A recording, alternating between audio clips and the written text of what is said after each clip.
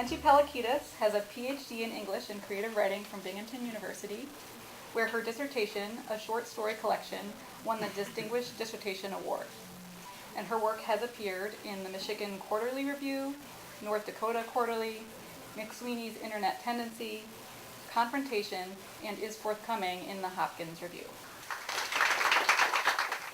We were racing over to our younger daughter's place to talk her into going to rehab instead of jail after she violated her probation when we hit the dough.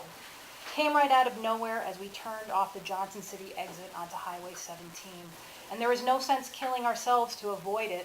So blam, we nailed it. And then we felt the front tires of our old Jeep Cherokee roll over the body. We weren't going too fast, not like sometimes when we've been on our way to find Danielle. Thank the Lord we weren't in the Buick. But we didn't feel a second bump of the back tires going over the deer, only an awful dragging feeling and sound. When we came to a stop, we looked at each other and thought the same thing. The damn animal was stuck under the Cherokee. We got out of the Jeep and there it was, head sticking out beyond the driver's side, right beneath the back passenger door. Its legs a tangled mess. We must have hit it square in the left shoulder and bowled it over because we could see that side of its body and it wasn't pretty. Caved in and bloody, the bruise beneath the fur like the color we'd seen on Danielle's face when she was with that Jimmy character a few years back. We don't have time for this. What are we supposed to do? It's still alive. We could see that clearly, the doe's eyes wide with terror. Poor thing must have been in terrible pain. Why did it have to still be alive? We had enough to worry about with Danielle. You don't have your gun, do you? Nope, no knife either. Should we call the police?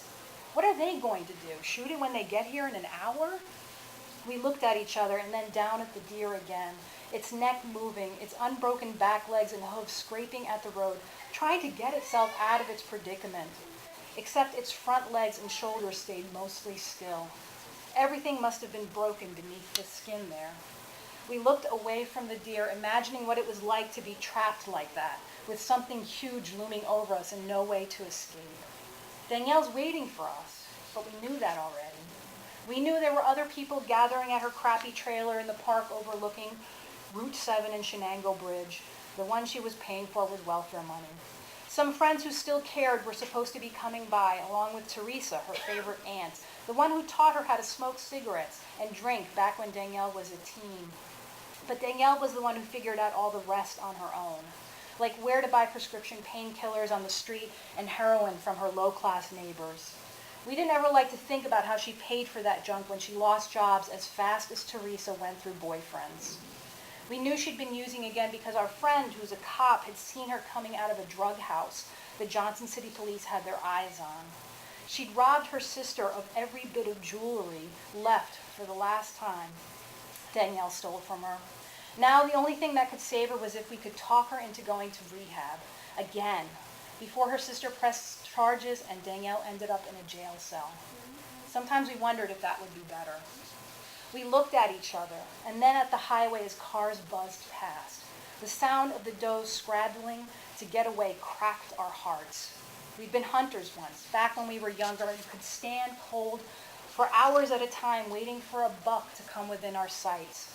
But this was different. This wasn't going to be fast and far away. This would be like touching someone you love. We glanced at the entrance to the Johnson City exit. It was empty of traffic.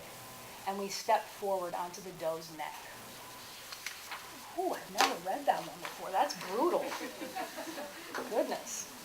Okay, so the next one's funny, hopefully, right? So give us a break from that one. So McSweeney's Internet Tendency is a humor site, and they have a section that's called Open Letters to People or Entities Who Are Unlikely to Respond. And I wrote something called An Open Letter to College Students with Middle-Aged Female Professors.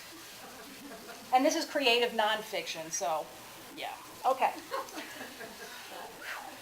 Dear college students with middle-aged female professors, if your middle-aged female college professor profusely sweats when it's minus 10 degrees outside, wiping her brow like she's mid-match with Serena Williams, she's probably having a hot flash.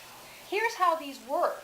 Her stupid ovaries are slowing and or stopping their production of estrogen, a female hormone that makes all kinds of wonderful things happen. They've had enough. They're retiring and couldn't give two shits what kind of desolation they leave behind because they're assholes. In other words, they're like rich old parents who decide to travel the world, spend your inheritance, and forget you have a birthday. In the absence of estrogen, not only do middle-aged women experience hot flashes, but their skin, which had hitherto belied their age, now wrinkles on a weekly basis. This is particularly true around the eyes, giving your middle-aged female professor, MAFP, a hangdog look of perpetual exhaustion. Your MAFP will look on your glowing, youthful faces and not feel a sliver of envy. She had her time and wouldn't trade in her wisdom and experience to go back to that era in her life for all the money in the world. Still, she would prefer if her ass stopped expanding like the universe. What she's not too keen on is how the hair on her head is not just graying, but whitening, while other hairs grow profusely in places she never desired to possess them, in brown and sometimes white strands. Use your imagination of where I'm talking about. Furthermore, she now gains weight by looking at food, and when before her overactive metabolism kept her slim regardless of how much she ate. All this visible evidence of aging and mortality is something your MAFP is trying to get used to in the midst of building a career in a profession that, like so many others, values youth. What you're not seeing is the aura that precedes the actual hot flash, instantaneous, profuse sweating. It's like your MAFP suddenly realized she locked her baby in the car on a scalding hot summer's day, except she doesn't have a baby. That doesn't make this minute-long bodily reaction feel any less real, because here's what your MAFP does when she has it. Her mind associates it with something actual. For example, the aura occurs, she feels freaked out, and suddenly believes teaching is terrifying. What? Since when? Your MAFP's body is trying to bullshit her. She knows this, but that doesn't stop it from feeling like the absolute truth. On top of this, the aura hot flash 1-2 punch prefers to pop up at inopportune moments, like important meetings or when standing in front of a class lecturing. When your MAFP falls off her train of thought, give her a moment. She'll quickly hop back on to drop some brilliant composition knowledge on your asses.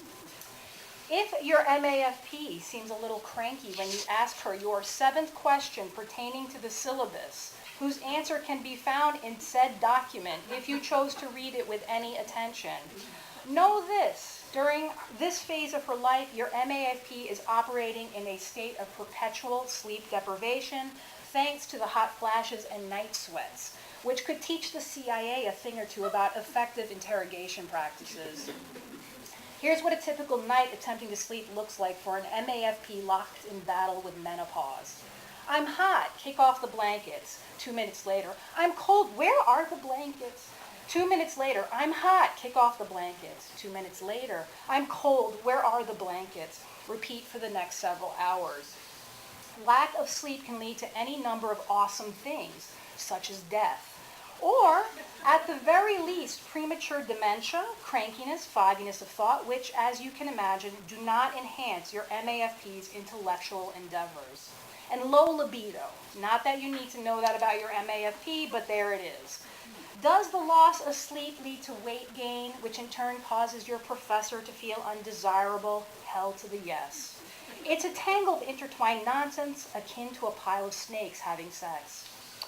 There is no cure for menopause because men don't experience it. There is only postponing its inevitable arrival through taking synthetic estrogen. Some middle-aged women have a brief relationship with it, those lucky bitches, and quickly move on to what must be a glorious post-menopausal existence filled with unicorns, rainbows, and blissful nights of unbroken sleep.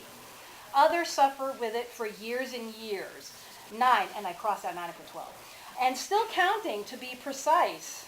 Unfortunately, hormone replacement therapy isn't a good option if your MAFP has a family of estrogen-receptive breast cancer. And over-the-counter remedies in the form of teas and supplements are as effective as taking aspirin to cure cancer.